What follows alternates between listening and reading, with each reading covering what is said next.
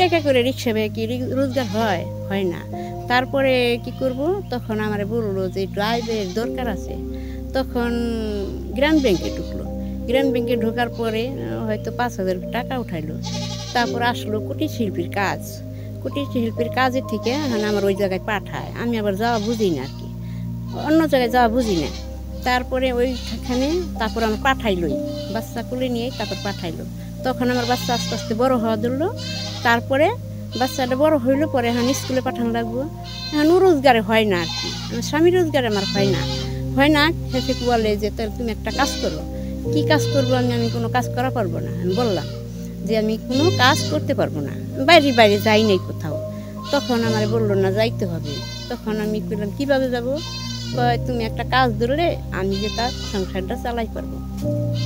তখন বেশ চালাই পারবো তাহলে কোথায় যাবো? আমার একটা কাজ ধইরা দিল। এই কানিস ফাতেমা স্কুলে আমার একটা কাজ ধরে দিল। পোলা প্রাইমারি স্কুলে ভর্তি করলাম নবগ্রাম। তারপরে কানিস ফাতেমা স্কুলে সে ঢুকলাম। ঢোকার পরে সে প্রাইমারি স্কুল পাস করে আসলো। তারপরে আর ভর্তি না আমার আবার আরেকটা বাচ্চা হলো। তখন ওইটা ভালো মতোই চলছিল। তারপরে আরেকটা বাচ্চা হলো সময় বেশি অভাব।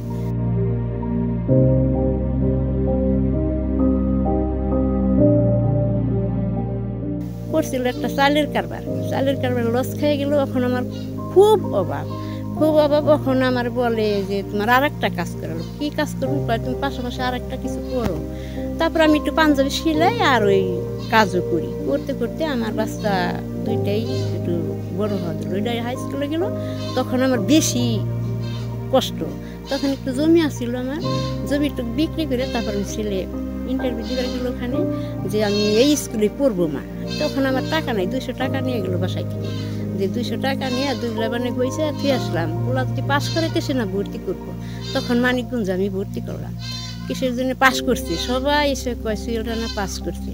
পাস করছে খুশি। তখন কি করব? একটু জমি আসছিল একটু বিক্রি করে দিয়ে তার ছেলে আমি ওখানে অভাবের জন্য আমি দেনা হয়ে গেলাম ওই চালের কামে। ওই কাজের জন্য আমি জমি বিক্রি করে ফেলাইলাম। বিক্রি করে তারপর ছেলে আমি এই গভর্নমেন্ট হাই স্কুলে ভর্তি করলাম।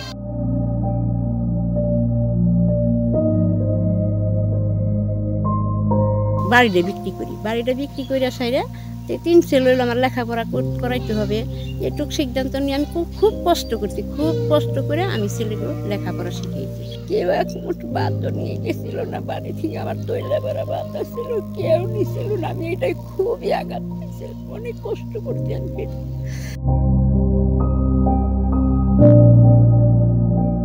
পাশাপাশি আসছিল এক বাস্তির শ্বশুর আইনা আমার একখানা কলা আর 5টা রুটি আইনা দিয়ে আমাকে 2জন ওর আব্বারে আর আমারে দিয়ে ওর কাকারে খাওয়াইয়া তারপরে বাড়ি পাঠাইলো যে তোমরা বাড়ি যাও। ওরে সালাদ চলো পরে ওর আব্বা আর আম্মা নিয়ে যাবেন।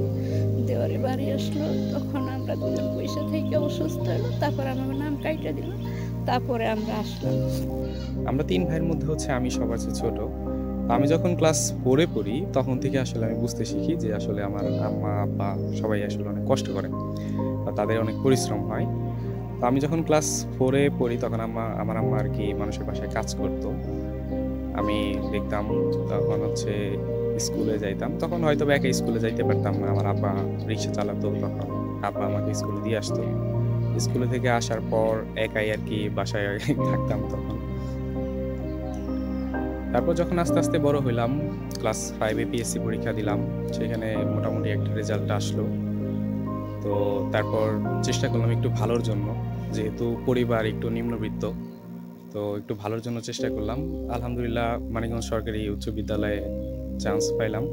আসলে কি হয়েছে যে উনি আমার ম্যাডাম, আমার আরবি ম্যাডাম। উনি আমার জীবনে আমি যতটুকু আরবি পড়া শিখছি সেটা ওনার মাধ্যমে শিখছি আমি। আর আমার একবার জন্মের পরে থেকে ওনার সাথে আমার দেখা। তো ওনার আমি যতটুকু দেখছি ওনার জীবনটা অনেক কষ্টের। আর উনি সোহেল, মাসুদ, জিসানটা অনেক কষ্টের মধ্যে মানুষ করছে। এতটাই কষ্ট মনে করেন আমার বলতে গেলেও চোখের পানি এসে যাইব যে এভাবে ওনারা মানুষ করছে। তারপরেও জীবনের কাছে হারে নাই। হ্যাঁ, এখন পর্যন্ত সে লড়াই করতেই আছে তার 3টা সন্তানের জন্য। তো আল্লাহ তারে যিনি আরো করার মতো তৌফিক দেয়। দর্শক, এতক্ষণ যে সংগ্রামী মায়ের কথা বলছিলাম তিনি আমার মা সুফিয়া বেগম। মা তার জীবনের শখ আহ্লাদ ভুলে গিয়ে সন্তানদের মানুষ করতে বাবার সংসারে সারা জীবন যোগান দিয়ে গেছেন। মা দিবসে আমার সংগ্রামী মা সহ সকল মায়েরা ভালো থাকুক, সন্তানদের সফলতায় মায়েদের স্বপ্ন পূরণ হোক। সোহেল হোসেন, ঢাকা পোস্ট, মানিকগঞ্জ।